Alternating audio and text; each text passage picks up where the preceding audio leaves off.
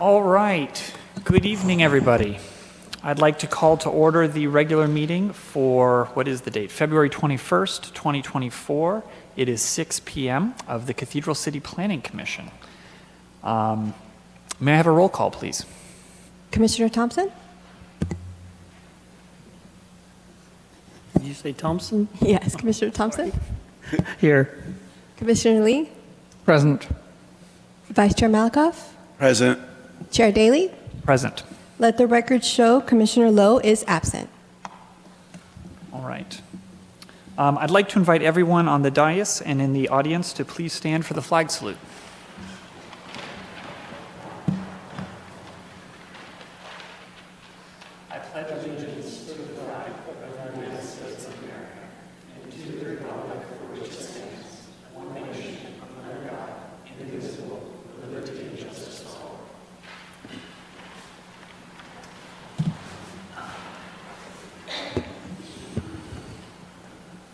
Thank you.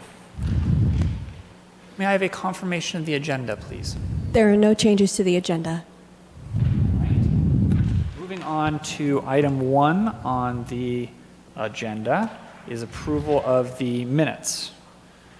At this time, I would entertain a motion to approve the minutes of January 17th, 2024. Perhaps orally. Who's moving? I moved. Thank you. It's electronic now. All right. Been seconded. Yeah, thank you. Any discussion? No? Okay. Okay, my bad. The motion was made by Commissioner Lee and seconded by Vice Chair Malakoff to approve the minutes of January 17, 2024. Okay, thank you. Item number 2, public comments. The public is invited to address the Planning Commission on any matter not on the agenda. If you wish to speak on an agenda item, please wait to be recognized under that item. Except for special circumstances, the Brown Act prohibits the Planning Commission or staff from responding or taking action on any comments made by the public unless it pertains to an item that appears on the agenda. All speakers should give their name and city of residence. Please limit your remarks to 3 minutes. And I'll just remind everyone again, this is for any comment for an item not on the agenda this evening. I received no speaker slips for items not on the agenda. Okay.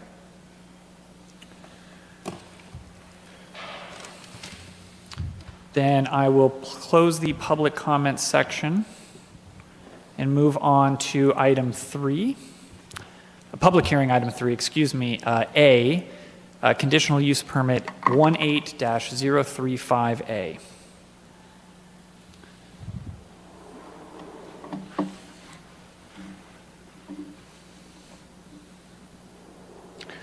Do we have the presentation? Sandra, where did you?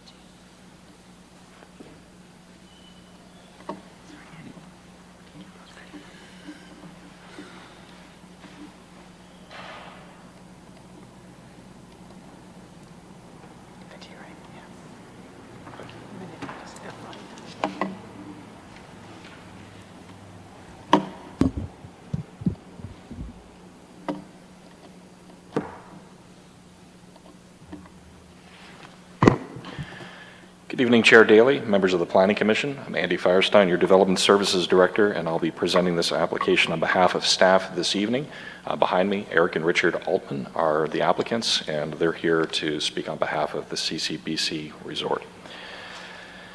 So the application tonight is an amendment to a previously approved CUP. And we'll get into the details of that a little bit more. The original CUP was for the red area. This is the 2.71 acre resort as it exists today.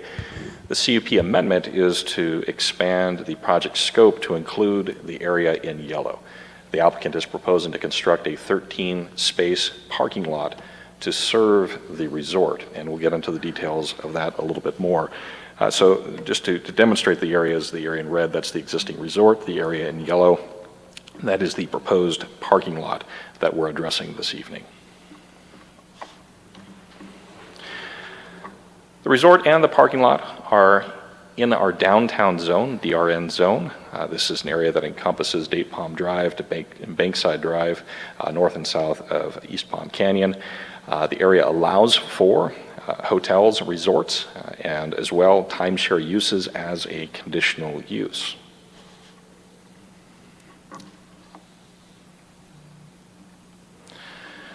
So the previous CUP was for a 4-story, 20-unit timeshare project located on the southwest corner of the resort property itself, shown in red. And again, that was part of the previous CUP approval, a rendering of what was previously reviewed and approved by the ARC and the Planning Commission for that 4-story, 20-unit timeshare expansion. The ARC approved this project in February of 2020, and the Planning Commission subsequently reviewed and approved it on March 20th, 2020. Following that, there was a request to extend the approval of that CUP by 1 year, and that CUP extension went through March of 2023. Prior to the expiration of the CUP, the applicant requested an amendment to that CUP in order to add the additional parking lot. And we'll get into the details of that here in a moment. But the intent was to include a vacant lot on the southwest corner of Taquitz and Palo Verde. And if approved this evening, the CUP amendment would grant the applicant an additional 2 years for the CUP with an additional 1-year extension. To be clear, no details of the previously approved timeshare project have changed. They're only adding off-site parking. There are 3 conditions of approval that are proposed to be modified as part of this CUP amendment. One of those addresses the parking lot directly. The other 2 are details that have changed since the original approval of the project. So stepping into parking, since this really is the center of this discussion, this project, on the left, this is a takeoff from the original CUP. This shows all of the required parking calculations for not only the resort as it stands today, but also the 20-unit timeshare project. You'll see that there's 53 parking spaces required for the hotel guest rooms as they stand today, parking required for the administration area, parking for the restaurant, and parking for the new timeshare project. In total, 98 parking spaces. On the previously approved CUP, they provided 85 parking spaces on site. And at the time this was going through ARC and Planning Commission in 2020, the thought originally was that they would enter into a lease, an agreement with Rockies to provide parking north of the resort. As it stands, they did not execute that, and in fact they have executed a 5-year lease with the Shaw property to the east of the resort on the other side of Palo Verde. So they do have additional off-site parking, although it is a 5-year lease, and we'll come back to that in a moment. So they had 85 parking spaces on site, and they were going to access 20 additional parking spaces through a parking agreement in order to meet the minimum 98 parking spaces required to serve the project. The amendment that is before the Planning Commission this evening is to either allow them to pursue that parking agreement as it was originally contemplated in the CUP, or to construct a 13-space parking lot on that 0.32 acre property that we showed in yellow. So as we look at the parking requirements in the Cathedral City Municipal Code, our code requires that they provide parking for each of the uses. So the resort, the hotel rooms, the timeshare units, the restaurant, the administration. There's no overlap. There's no discretion granted where they can reduce the parking spaces by having this mixed-use development as part of the site. The parking generation is calculated for each of the uses individually and then summed up to reach that 98 parking space number that they need to meet for the project.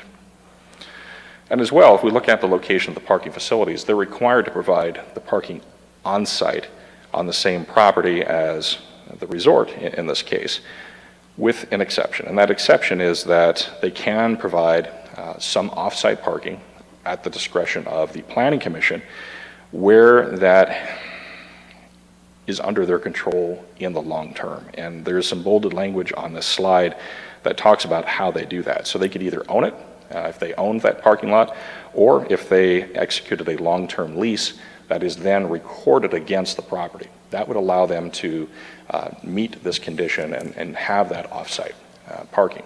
The challenge is the reality of doing that.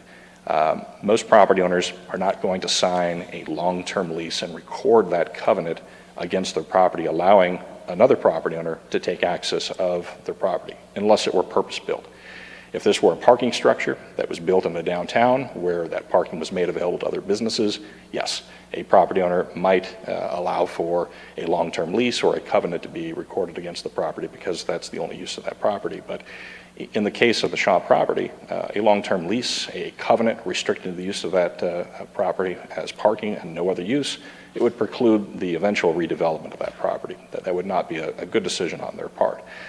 So the resort, they have a 5-year lease, they have access to that parking, but it's not able to satisfy this language that's in the municipal code, and as well the condition of approval that was put on the original CUP. The condition of approval on the original CUP required that they provide proof verifying that additional parking rights off-site meet the requirement in the code, and that it be provided in perpetuity and or by a separate recorded parking covenant. That's a very high standard.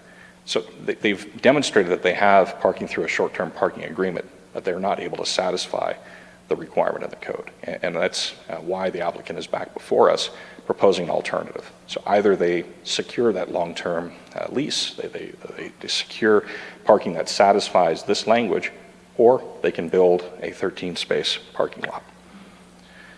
So to summarize the parking, they are short 13 parking spaces on site. They're required to provide 98. They're providing 85 on site.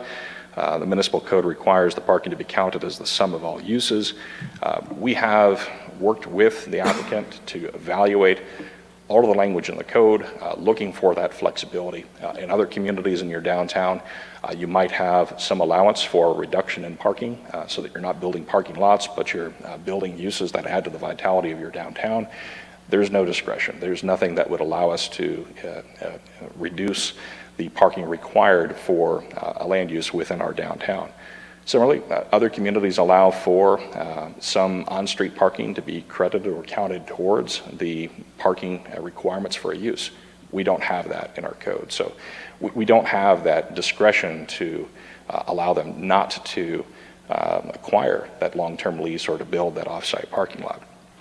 A question came up from a commissioner as well about recent legislation, AB 2097, and I think this is really getting at how do we build community, not parking, and a lot of communities are able to take advantage of this where they have transit, where you have transit hub, you have transit service with 15-minute headways, where you have a major transit stop.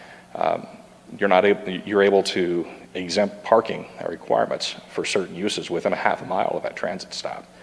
There's transit in the area. Sunline provides service to the area, but the headways are 30 minutes, and it doesn't qualify as a major transit stop under AB 2097. So we've looked at that. There unfortunately isn't that flexibility there. So the applicant has the 5-year lease I mentioned, but it doesn't meet the condition of approval in the Cathedral City Municipal Code. So that leads us to the parking lot. And the applicant is proposing a 13-space parking lot. This is shown on this slide. It takes access to both Tackwitz and Palo Verde. There is landscaping proposed along both public streets and some additional landscaping between the adjoining uses. Staff has looked at this through the lens of CEQA and has determined that this is exempt under an urban infill exemption. It's 0.32 acres in size, is surrounded by developed properties. The use is permitted in the downtown residential zoning district and is consistent with the general plan. The resort can be served by existing streets. A parking lot does not generate traffic, and the parking lot construction itself will be required to meet all stormwater drainage requirements and to obtain all air quality permits. So the staff has found that it is exempt from CEQA. And with that, our recommendation as staff is that the Planning Commission both find that it is exempt from CEQA as an infill project and that the Planning Commission approve the conditional use permit based on the findings and subject to the conditions of approval contained in the staff report. I mentioned that there were a couple of those that changed. One is allowing for the parking lot to substitute for the requirement to provide off-site parking through the lease or the recorded covenant. The others refer to a TOT agreement that has been executed after the original CUP was executed, and I apologize, I don't have my speaker notes. I'm looking for the last one, but it was a minor condition that changed from the previous plan.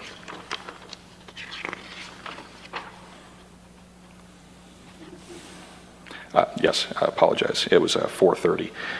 As I mentioned, they were previously looking to enter into an agreement with Rockies for the use of parking in their lot, and they were required to construct a parking lot from the resort to Rockies.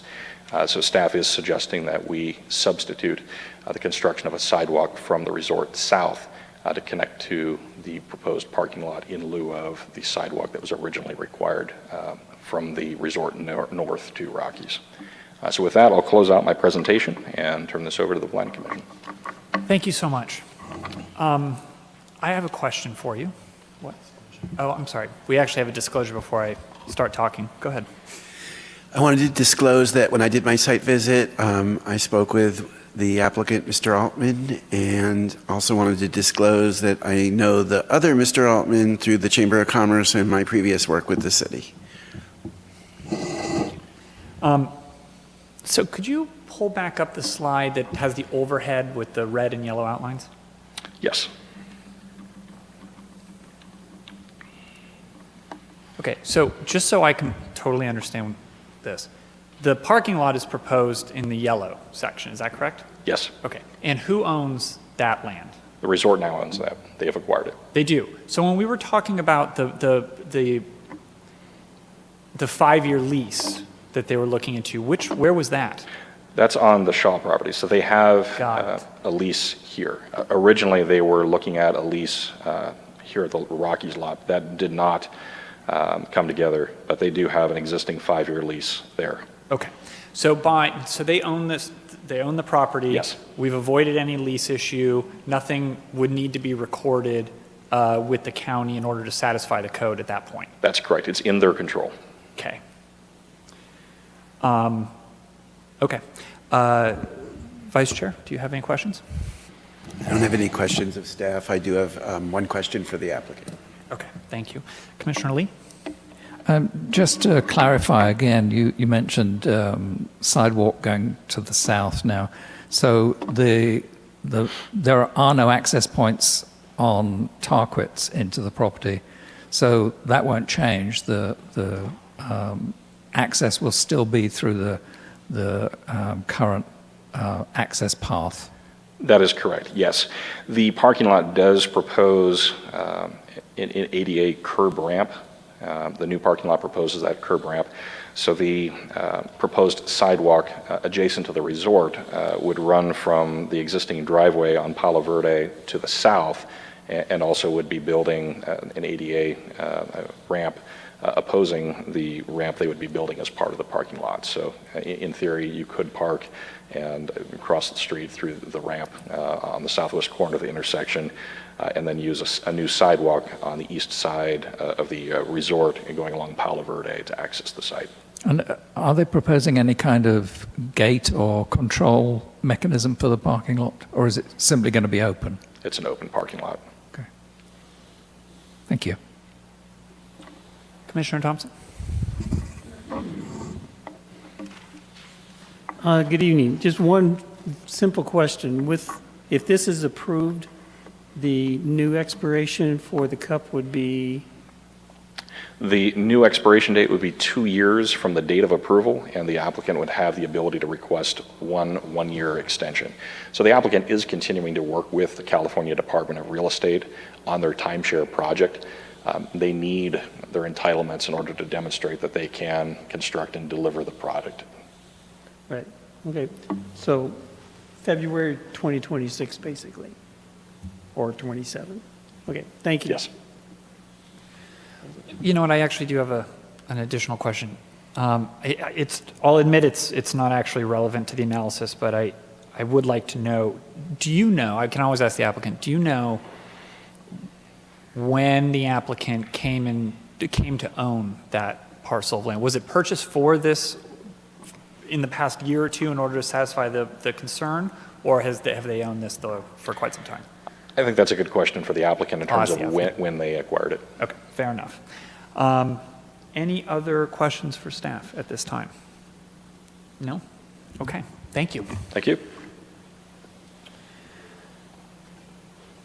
Do we have, well, I know we have some folks in the audience who would like to address the commission on item 3A. I know the applicant is here. We're gonna get to you last, okay? Okay, nothing personal. I have a couple, 1, 2, 3, 4 speaker slips.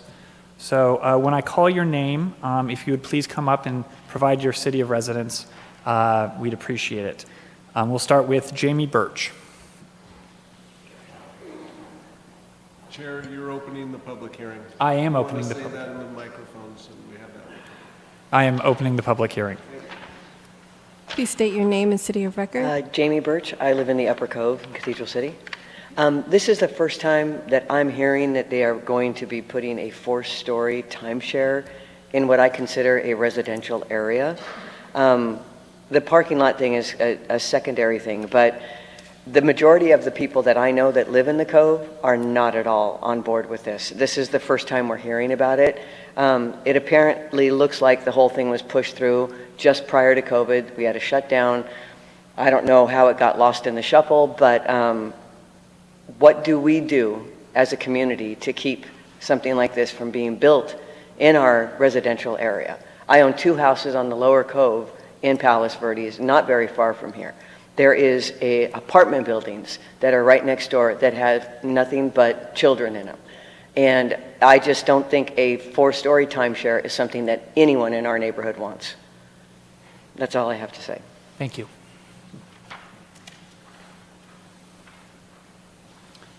Sandra Mesa.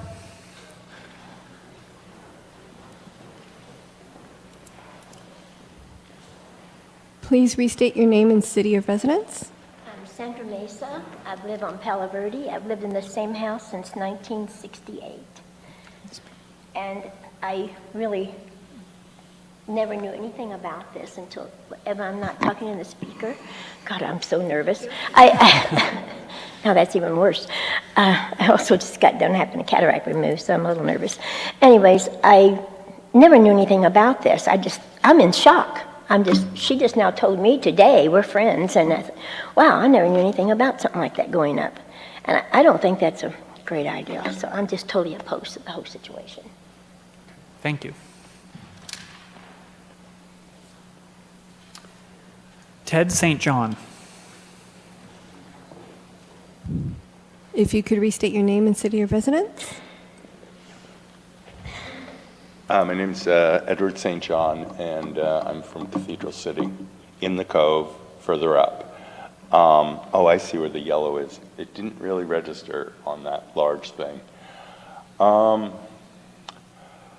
I'm just hearing about this myself for the first time today, and I am shocked. It seems that a 4-floor, there's nothing else 4 floors high in the Cove, is there? So it's sort of like, it seems that a sex club is expanding itself in a residential area. Now, it may be zoned because 1 block away there are businesses, but 1 block away I'm looking at houses on Melrose, and you know, there are children that live in that lower area. I guess, you know, my question about the parking would be, where is the new, where is on the, is the timeshares are going in the red area? Yes. Yeah, so on the parking lot, on the current parking lot now?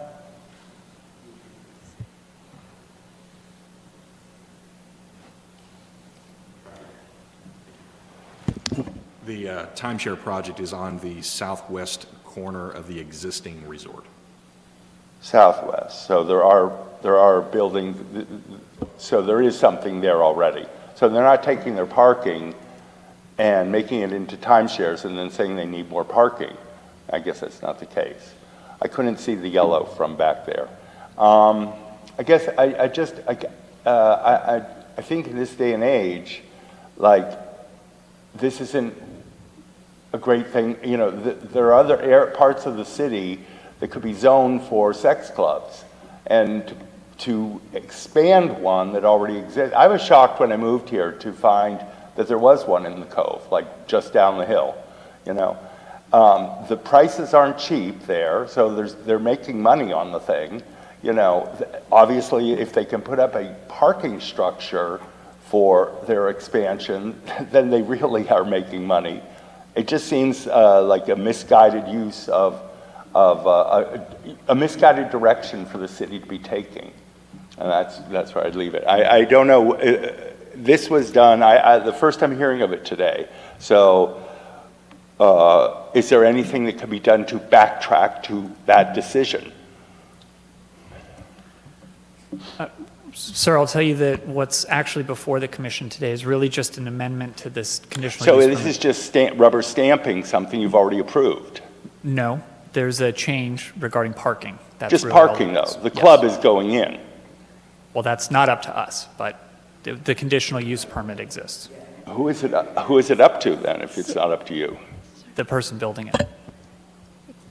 You've approved them to build it. If I could just step in really quick. So public comment really isn't for a discussion. We will take down your questions and be able to That's answer fine. and I address just would with the like some applicant. sort of indicate, you know, I've lived here through that period when this was approved, and I don't know anything of this.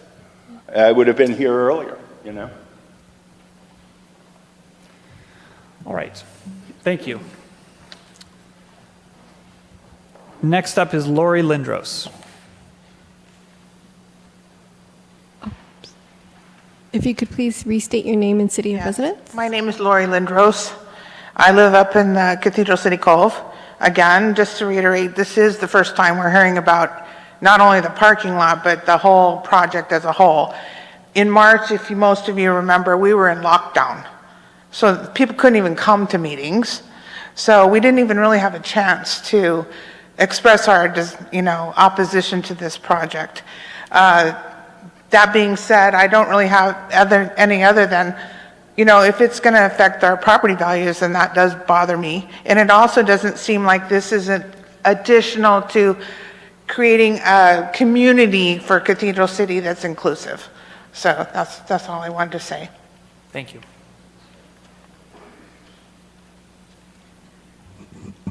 Is there anybody else in the audience who would like to speak on this topic?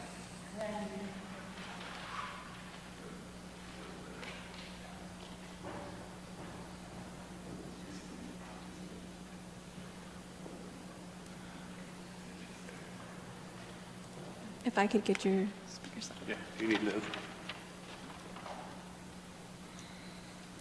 Please state your name and city of residence. My name is Randy Lundeen, and I live in the Cathedral City Cove, about a half a block from where they want the proposed parking lot.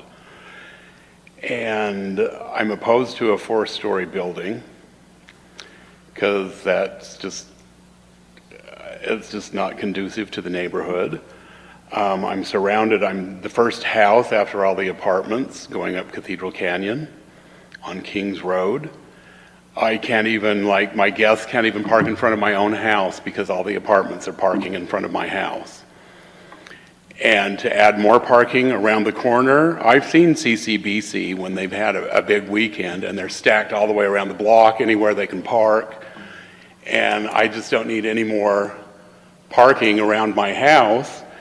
And where they're proposing to build that 4-story unit, less than a block away, there's apartments with tons of little kids in it. And going back and forth to CCBC when they have a big weekend, you see all kinds of things. You see butt cheeks hanging out, you see everything you don't really want to see. I am a gay man. I'm not opposed to what they're doing there. They can do what they want. I'm opposed to a 4-story building and excessive parking. And my other question is, I want to know what portion of the sewer assessment that we have that they're going to pay into. Because we got screwed with the sewer system in the Cove. The city put not one damn dime into it. So what is this project going to pay into that bond? That's all I have to say. Thank you. Thank you, sir. Anybody else like to be heard on the topic from the public? I've received no other speaker slips. Would the applicant like to be heard?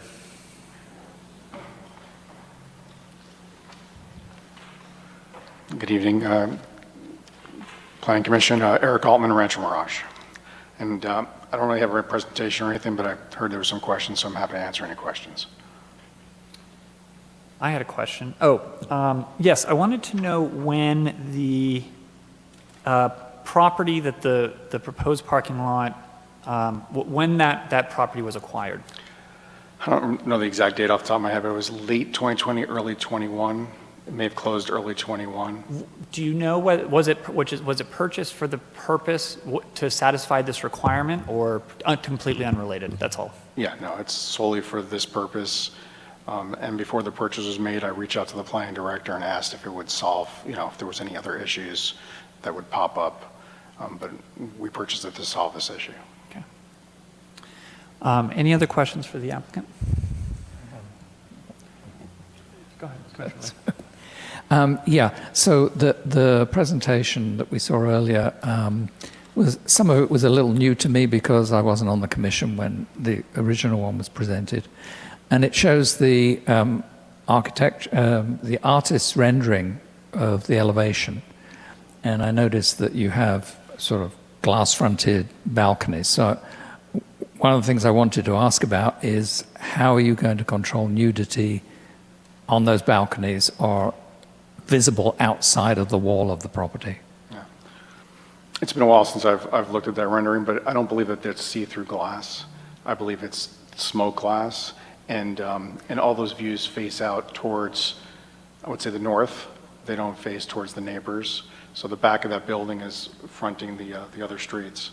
And I will say that, just to point out that everything there's no variances. That's all within the code. And the first floor is a little subterranean, so it's not full 4 stories high, above grade there. Right, but smoke glass or not, so there are no controls in terms of the hotel facility on what guests or the timeshare owners may be doing in those premises. Yeah, but I don't think that anything that anybody would do would be visible to the general public. Okay, and you say it faces north, but people to the north of your property would then be able to see that side of the building? No, I don't believe that the glass, however high it is, you won't be able to see any nudity from the outside. Okay. Somebody did mention the other kind of events that you hold at the property and parking. What's the typical number of people attending an event at a weekend? It varies. Post-COVID, it's been less than pre-COVID, but we've been there this is, I think, our 24th or 25th year. And I don't believe there's been one complaint to the city about parking around our property. We work with our owners. We have a lease with the Shaw property, which is across the street, which we had before we came to the city for this. So there's, as far as I'm aware, there's never been one comment about that. So what's the maximum capacity that you're allowed at the property? That question's never come up. I've never had an issue with that. And I like to think that we have a really good rapport with the city, the police department, paramedics. But the fire department presumably has inspected and they've given a limit to the number of people that can be on the property. I don't recall them ever giving us a limit, but I also don't recall it ever being an issue. Okay, thank you. Vice Chair? Getting back to the subject of our public hearing, on the landscape plan, I was looking at the species and the trees that you put for screening and everything that we like to have in our downtown. And my only question really is, the decomposed granite, the architect didn't identify what type of decomposed granite it is. And, I wouldn't want it to be something like Palm Springs gold that just fades into nothing. you didn't bring the architect, but do you know what type of decomposed granite they were going to use? I don't, but I'm fine with whatever you think is appropriate. Can we, do we need a condition to make sure it's a dark decomposed granite like brimstone? Or can that just, If that's the direction of the planning commission, then yes, I would suggest that. I don't believe the well, if the landscape. commission agrees, I'd like to add a condition that they use brimstone decomposed granite, because if they use the Palm Springs gold, it just looks like sand, and it doesn't provide the purpose of what decomposed granite as a ground cover is supposed to be. So we could, when we make the motion, if the commission agrees, we can add that. I have a question for staff afterwards. If it's okay, can I just make one comment? I just want to just point this out. I don't know that it was in the staff report, but in August of '22, the Planning Commission approved the Phase 1 of the timeshare project. So we've been here for other things as well. So the concept is not new. We've been in front of here for the four-story building, as well as the timeshare approval. And as part of the original agreement that was approved, the City Council just approved last January the TOT sharing agreement. So we've been working steadily through this. Nothing's been done, behind closed doors. It's all been very open, and we're looking forward to moving forward with it. Thank you. Do you have any questions? No. No? Okay. Don't want to know what they're paying into consumer bond. Do you have a question for staff? Can we have this, let's close public comment at this time and bring the staff back up, please. The staff, sorry. Just a couple things. I didn't mean anything by that, I apologize. Just a couple things. The subject matter for the public hearing tonight is only the parking lot. It is a CUP amendment. Staff did not re-review the timeshare project as part of this. We accepted that there was prior approval for the timeshare project, and we focused our efforts on the 13 parking space project. Right. And that's what was advertised as part of the public hearing. And when the process went through, as far as you know, for the public hearing for the timeshares, it went through the normal public hearing process where everybody within a 300-foot radius got notice. And if it was during COVID, I don't know if it was, there was, they still had meetings, they were just done in a different format. So there was a public hearing held for the approval of the timeshares in the administrative record. Yes, the application was submitted in 2018. I was not with the city at the time. I cannot personally account for the notice that was given, but our procedures would require that be a notice to public hearing, yes. That's all. So I have one question for you, and I'm sorry, I know that you weren't going to be talking about the original CUP, but if you have it available, could you just refresh, partly for the public here, the zoning requirements for height of buildings in that area? I will do what I can off the cuff. I did look at that before the meeting. I do believe that the proposed project is at 45 feet 8 inches in height, which is under the maximum height limitation of 46 feet. I believe it's 36 feet plus a 10-foot addition for a roof deck.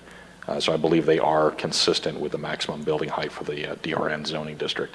I do want to add as well, this is in the downtown commercial land use of the general plan, which was recently reaffirmed by the city and the planning commission, which does cast a vision for the downtown, the land uses within the downtown, and does contemplate for lodging, entertainment uses, much like the CCBC resort. So that is, the resort is very much consistent with the recently adopted general plan and that DTC land use designation. And it's not uncommon for residential areas to be adjacent to this type of area. So we have zones that are mixed throughout the city. Correct. Yeah. Okay, thank you. Commissioner Thompson? I think that's it. Thank you. Thank you. All right.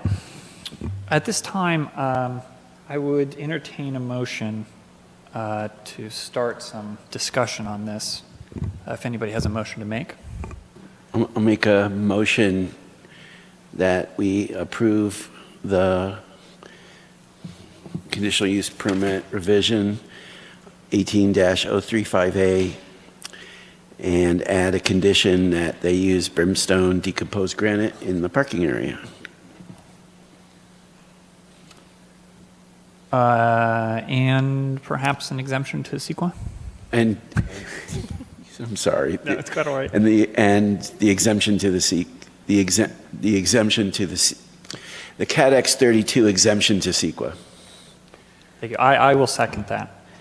And I'll say this. I understand that there's some frustration with the project underlying. Today, what's actually before us is an amendment to the conditional use permit. It's not the underlying project. It's not even the whole CUP. It's just an element of it that we need to address. And given that it's limited scope, I'm inclined to vote in favor of that motion. Any other discussion? I support the, as you stated, the meeting the requirements for the construction of the timeshare building, parking requirement with this off-site parking, 13 additional parking spaces. I intend to vote in support of that. I do, however, have a dissent to the proposed direction of using a specific ground cover in the parking lot, landscape. I do not agree with directing that and having that amendment. They didn't identify what kind of decomposed granite they're going to use. And if they use the Palm Springs gold, it just fades in the sun. So, It doesn't look good. in your opinion, other people feel that looks good. That's my point, is I do not agree with your statement, your feeling that this would be inappropriate for the parking lot. I feel it would be I fine. didn't say it would be inappropriate. I said it would improve the parking lot. Apologies if we could just speak into the mic a little more. Thank you. Thank you. So, well, first of all, I don't think we should go round and round in circles on any project. You know, something was presented to the Planning Commission before I was on it, but it was clearly discussed at that time. At that time, we were doing Zoom meetings. I know that as a non-member of this commission, I attended meetings and I spoke at meetings, and so there was availability to do that. I don't think that we had a problem in that respect. And as the chair said, this is actually an amendment to something that had already been agreed. You know, I don't think as a commission we can keep revisiting the same things and trying to find some other result. So from my view, the time for those concerns to be expressed was when this was originally proposed. However, coming to your point about the landscaping, I'm inclined to avoid, I was going to say, getting into the weeds, but since this is about landscaping, it's probably a bad phrase. But I don't think it's our job on the commission either to really get into great detail about landscaping. I'm not a professional landscaper, so I don't know which of those granites is good or bad. I'm not in a position to make that decision at this meeting. I don't think this is something that needs to be tabled to the next meeting so I can go away and investigate types of granite. I wouldn't suggest that we table it just for the decomposed granite, but it is our job to look at the entirety of the project. This project didn't go to architectural review, and they didn't identify what type of decomposed granite is on there. So I think we have every right and responsibility to ensure that it's one that will contrast with the landscape material that's there. Our job is to look at the design and the use. Oh, well. If nobody wants to support it, I mean, I can take that part off. Well, I think listen, I think that it's kind of, I don't mean this flippantly, it is kind of funny because, we're talking about a very serious principle disagreement about the scope and power of this particular body. It just so happens that it's manifesting itself in the form of the color of DG. So it's actually a very serious question. I also struggle with the idea that maybe we are overstepping our bounds, even if it is something as relatively minor as, well, or maybe not, as decomposed granite. But I actually agree with my colleagues in that I don't think that we should be dictating that sort of detail from the dais. Yeah.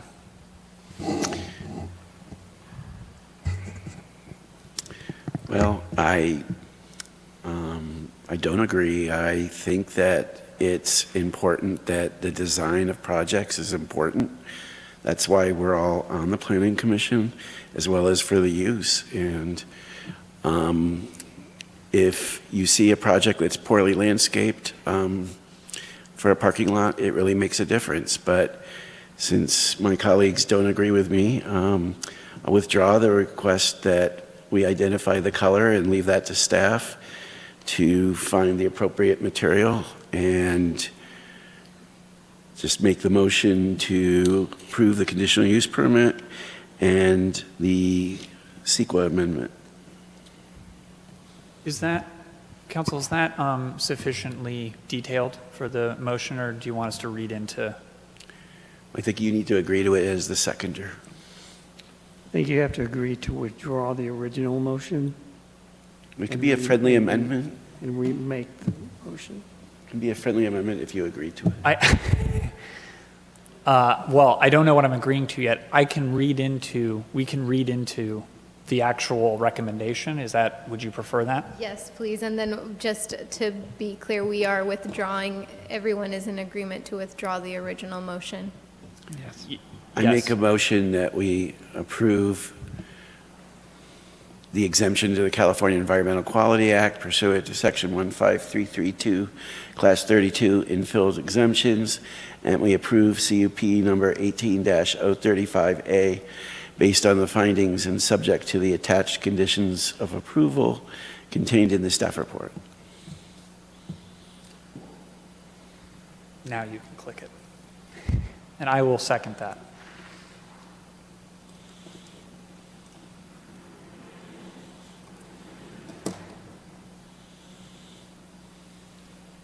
Let the record show a motion was made by Vice Chair Malakoff and seconded by Chair Daley to approve the modified conditions of approval for CUP 18035A. Approved 4-0. Thank you. Okay, we are moving on to item 3B on the agenda.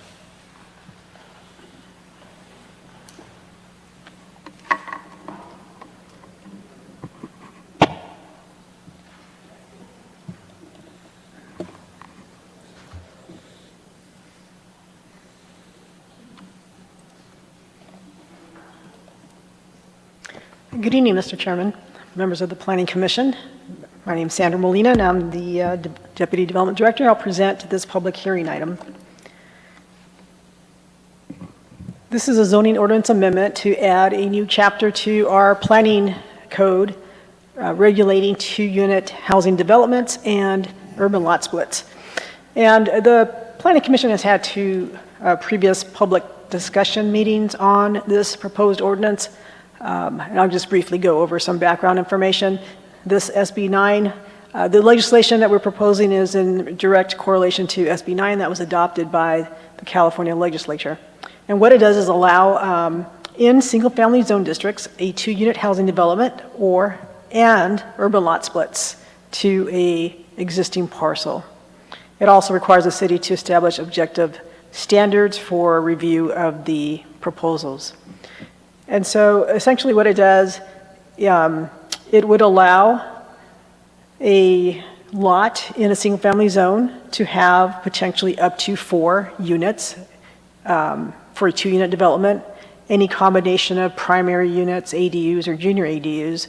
An urban lot split, though, would be limited to 2 primary units per lot that is created. These are just, again, some samples of the different combinations of a 2-unit development in a residential zone. Urban lot split could result in duplexes or 2 separate primary units.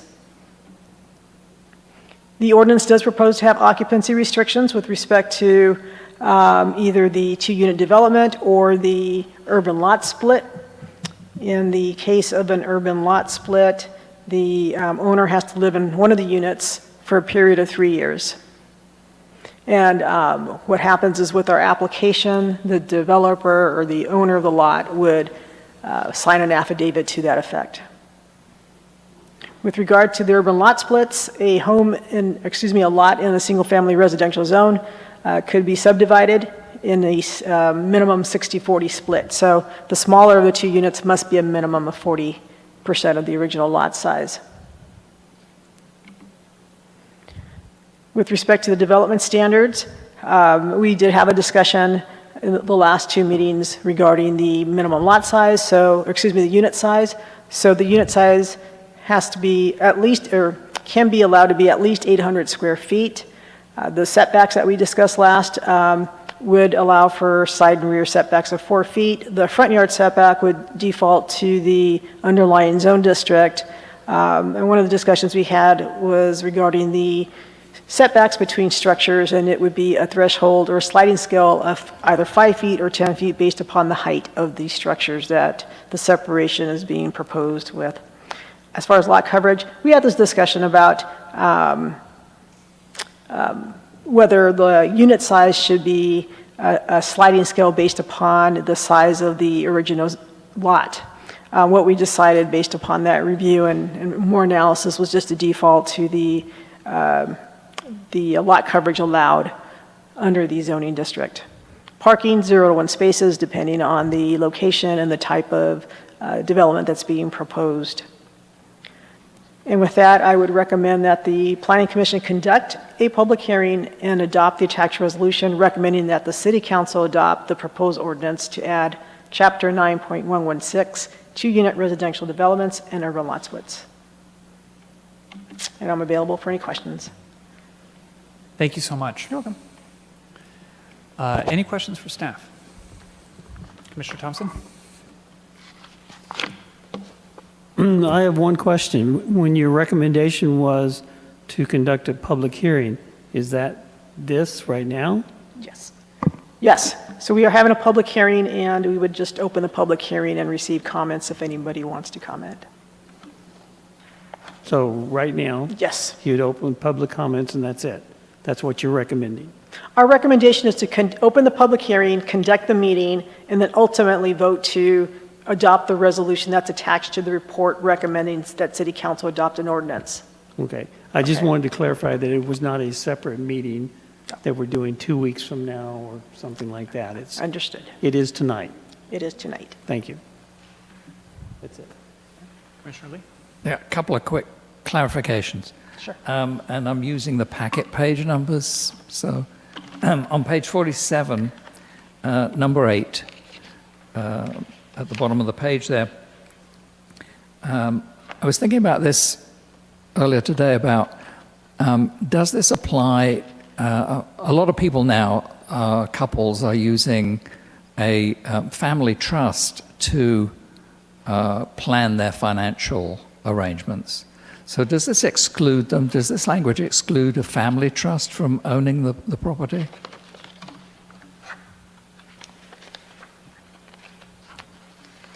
look at the application requirements.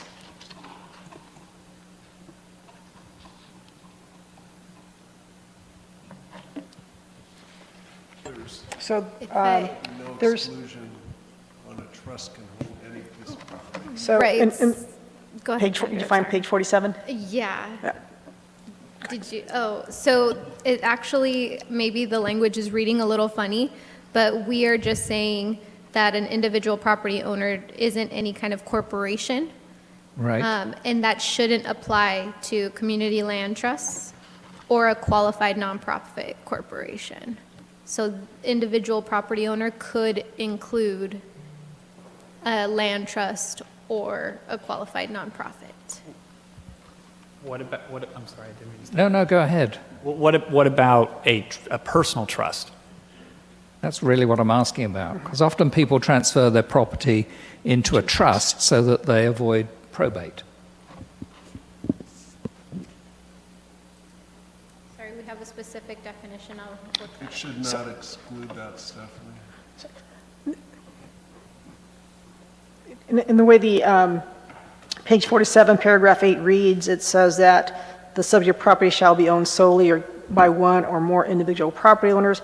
Individual property owner does not include any corporation or corporate person of any kind, partnership, LP, LLC, C corporation, S corporation, but it doesn't identify a trustee or a trust as a exclusionary ownership. So it's kind of by omission. It was the way I was reading it. Thank you.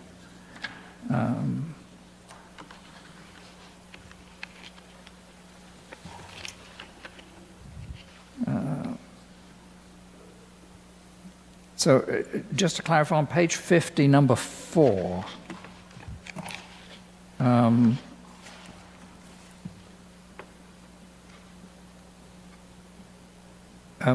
wasn't quite sure why there was an upper limit of 800 square feet in that case when we don't have an upper limit. We have a minimum 800 typically. So again, I'm probably not understanding this provision.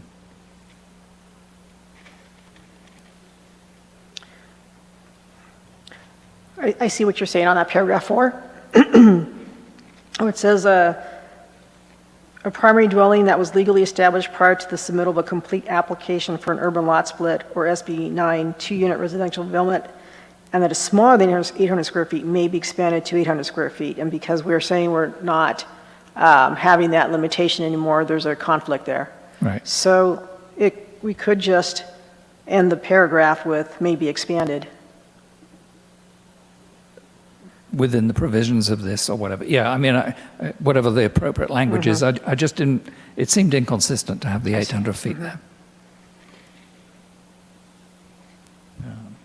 Okay. And page 52, so right at the end here. Number 4, I knew that this was part of the proposal that we're going to require, or I think actually SB 9 requires that the property owner lives in one of the dwellings and it's the owner's primary residence and legal domicile. And we did touch on that at the previous hearing, the previous discussion. I'm wondering what probably in terms of code compliance, we can do in order to ensure that that is the case. Can we ask them, for example, after the building is built and before it has an occupancy certificate, to provide an amended driver's license? Or is there some way that we can actually confirm they're really doing that? We require the affidavit at the time of the application. That's the way, well, that's how we handle the current SB 9 application we have. We could, although this is a little bit different than a vacation rental, the way we require the proof of occupancy and ownership with an STVR. That's a special type of permit that's being applied for, so we have a little bit more discretion on how we verify that. with respect to this ordinance, we are proposing that the affidavit that the owner sign would be sufficient for us to demonstrate the occupancy. Okay. All right. That was all I had. Thank you. I know we've been here like 3 times now. I think this is at least our 3rd meeting on this. Just indulge me for a moment. What is the point of this? Was the genius idea behind this that landowners would voluntarily split their lots so that they could build another unit on the other side, a primary dwelling unit, and then, I guess, theoretically sell it, thereby increasing the housing supply and helping to solve that shortage? It's a bit of that, but it's also to create, and it's in the SB 9. I'm not sure if it's in the fact sheet, but it's in one of the documents that I was reviewing. It's to create also generational wealth within the family.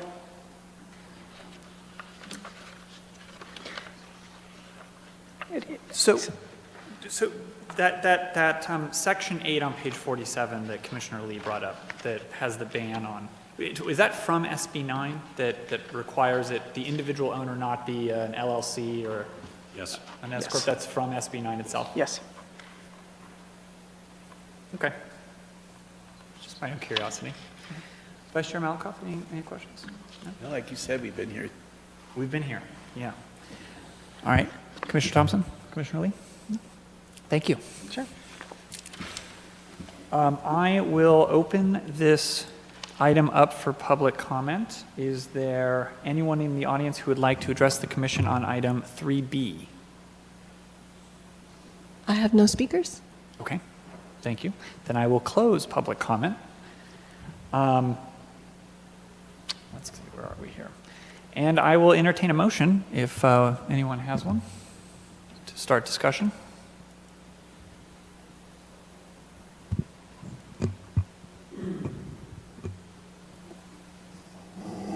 Oh, well, Commissioner Lee, yeah. I'm requesting that you make the motion because you have a change that you are recommending. That was my thinking too. But anyway, I would move that the Planning Commission adopt a resolution recommending that the City Council adopt the proposed ordinance to amend Title 9 of the Cathedral City Municipal Code by adding Chapter 9.116, two-unit residential developments and urban lot splits, amending the draft. Let me see, what were we?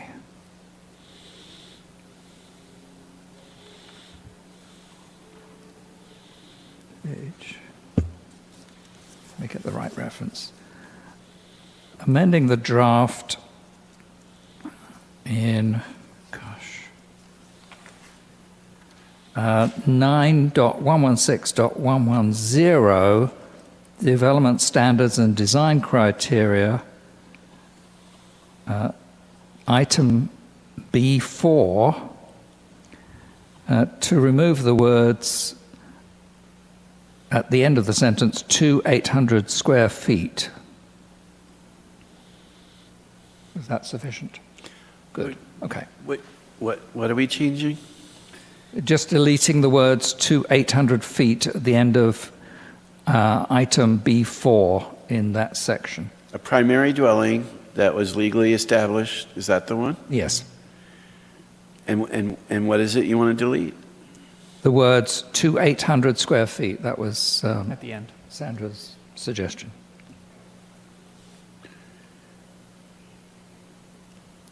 No, I'm sorry. Smaller than 800 feet may be expanded to 800 square feet. No, just smaller than 800 feet may be expanded. The limitation on that expansion is in the rest of this section, so. Before we get into discussion, I think we have a motion. Yeah. Your motion. Yes, sorry, yes. You have a motion on the floor, I second it. Okay, thank you. Okay, can somebody refresh me? You want to remove that because there isn't actually an upper limit. Is that what you're saying? On other types, so this specific one we're putting a limit on, but we're not putting that, we're going with the underlying zoning. Yeah. So we should apply that to all of the different variations of this, this type of development. But if you just say expanded, it leaves it open for contradictory language, you know, that somebody could say, well, then I could put some ungodly amount, you know, and if you feel it's referenced earlier, then we should say maybe expanded to the limit as defined in such and such a section. Chairman Daley, I was actually going to suggest something similar to Vice Chair Malakoff. We could say maybe expanded, comma, as permitted by this chapter. As Permitted by this chapter. Yeah, right. expanded 800 I square feet. may be accept the modification to the amendment to the motion. Yes, I accept Do you accept it also? I do. Okay, so it's going to be smaller than 800 square feet, may be expanded to, can you say it a little louder? May be expanded as permitted by this chapter. Okay. Little buttons. Oh, yes, absolutely. There you go.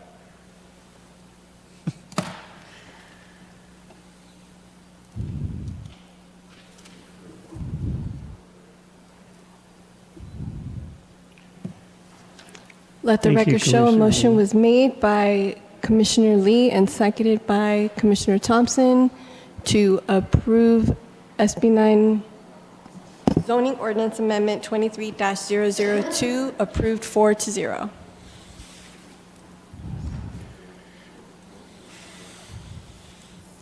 All right, thank you. And that concludes the public hearing items this evening. Commissioners' comments. Any comment from the commissioners?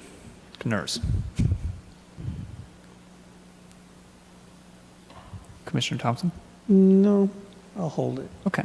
All right. Commissioner Lee? No. Vice Chair Malkoff? No? All right. Moving on. City Attorney report. We don't have a report tonight. Thank you. Okay, thank you. City Planner report. A couple of quick items. Since the commission last met, the council had their strategic planning workshop that was on January 27th, and there were a couple items that came out of that may be of relevance to the commission. I would suggest looking at the upcoming the council agenda for the update to the strategic plan. One of those items actually gets at our zoning code, and we are receiving support from the council as part of their strategic plan to conduct a comprehensive update of our zoning code. This was in the first strategic plan. I think the initial intent was to make that a staff-led effort, although we have both realized the extent of work that is needed to do that, and we have identified resources to assist staff in undertaking that work. I think we've got about $350,000 in previously unidentified funds that we can use towards that effort. So in the coming weeks, coming months, we will be starting a process to develop that scope of work, to engage with key stakeholders, including the Planning Commission, to identify just what we need to put in that scope of work as we start to advertise for some consultant services to assist the city in launching and leading an effort to update our code. And I would also challenge the commission. Think about all the pain points that you've had over your time serving the commission, all those points where the code just doesn't make sense and we haven't been able to produce the intended outcome. And I think that's instructive and helpful for us as we start to identify just what is that desired goal, what is that outcome that we're trying to create through that comprehensive zoning code update. So it is an extensive process. I've been through one of these in my career before. This is going to be an 18-month, 24-month process at a minimum for us to do, but I think this is timely.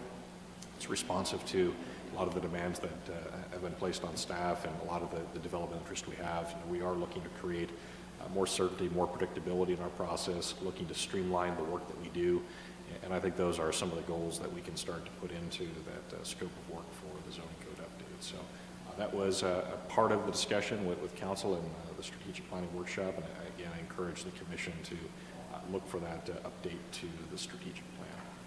My other update is that we have since hired 2 associate planners. One of whom started last week, Dawn Camps. She is one of our 2 new associate planners. And then we have another associate planner beginning in March.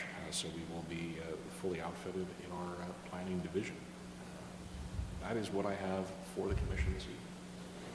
If I may, I'm glad I held my comment because this actually was for discussion with you.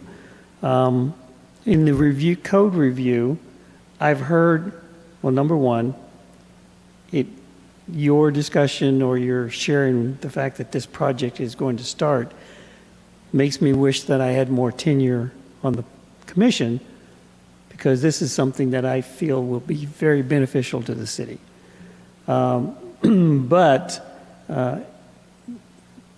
in addition to that, or following that thought, I've heard over the years that I've been on this dais as a commissioner that our city code in many places is inflexible, that it doesn't allow us to do something that other cities can do. Is that going to be part of this project or this discussion, or is it something that you can plant the seed that it will be part of all of the activities as you're doing this project? The short answer to that is yes. Our code is inflexible in areas that we want flexibility, and it also lacks that clarity or that precision where we need it to. The fact that we don't have strong development standards in our commercial zoning districts that we can share with applicants up front to say, this is what you should expect, or this is what you need to build to in Cathedral City to be successful, that's a disadvantage for us. That creates a murkiness, if you will, that an applicant has to go through a protracted planning review process with the city before they engage with the ARC to get meaningful input on their design. We need to change that. Our design guidelines are also out of date. They may not promote the character or the design that we want in our community. So those are areas where I would suggest that we do need more precision in the code to say this is what we expect, setbacks, lot coverage, standards like that, putting more in the code in terms of the design standards and what we expect. And then other areas, like what we saw tonight with the parking, there was no way out. We didn't have another avenue. We didn't have alternatives. This was something that we built into the code update I did in Colorado. We looked for ways to say, this is the standard, but if you're going to propose something else, at least demonstrate that you can meet or exceed what the standard is in the code. So how can we promote alternative standards? How can we promote other options? Because we can't foresee everything. We can't possibly know everything that's going to happen in the next 20 to 30 years as this code is implemented. So trying to allow the future staff, the future commission, the opportunity, the tools they need in order to make those future decisions, I think that's going to benefit everyone. So even if you're not on the commission long, I think you'll be able to influence the scope of work as we kick the project off. And then certainly this is a community-wide initiative. There are many stakeholders, and I would invite participation from a commissioner, even if you're not on the commission at the time this is going through that process, the adoption process. Thank you. I think Commissioner Thompson is volunteering to lead the whole project. That's what I'll push the broom around getting up. That's what I hear. Just to add to that, because I really am kind of excited, as much as you can be up here, by this whole concept. And what I'm hoping is that over the period of time, do you know, what would be your time frame for a rewrite like this? Well, first off, we need the staff. We need a project manager. And I think one of the associate planners that we are bringing on board really is a natural fit for that. It's difficult to ask her to become the project manager day one and let's lead this effort. But I think as we're onboarding our new associate planner, when she starts in March, this is going to be part of her onboarding experience. We're going to be working with her to learn the code, learn the general plan, learn the community, and I think through that, really starting to engage with our committees, our commission, trying to understand what works, what doesn't work, and working towards building that scope of work. So I'd be happy if we're able to develop that scope of work in the next 6 months. And putting that out through an RFP process, looking to attract a consulting firm to assist staff. By then, we'll have a good understanding of what that split share of responsibility is, what work we can take on as city staff, what work we must contract out. We don't have strong architectural design, for instance. That's something that we're clearly going to need experience. Urban design, we're going to need experience there. But if there's work that we can do as staff to more effectively use the scarce resources we have, then I think we're going to do that. So next 6 months, I think we'll be working on that scope of work, getting the RFP together, getting that out. And then realistically, this is an 18-month, 24-month project to comprehensively update a zoning code. It's a pretty substantial process. I found the approach that we took with SB 9 to be very beneficial. And what I'm hoping is, as part of this rewrite, we can have more of those sort of study sessions where we can look at significant areas of the code together, not simply getting the code to approve at the end of the process, but being involved in that development. Yes. And my experience doing this before, we broke it up into modules, and we had a technical advisory committee, we had a steering committee, and then we had the planning commission. And a lot of the down in the weeds work that was done by staff, the consultant through the technical committees, but they would roll that work up, bring it back to a stakeholder committee, a steering committee, that would then make recommendations to the planning commission. The planning commission would have study sessions and conduct a review of multiple sections, multiple chapters, have substantive discussion, have input on that, and give something back to the consultant so they can go back and work on that. We'll work through the details of exactly what that engagement process will look like, but I would expect that there will be a number of study sessions. Yeah. Thank you. Any other comments? No? Okay, thank you. With that, I will adjourn the meeting at 7:16. Thank you.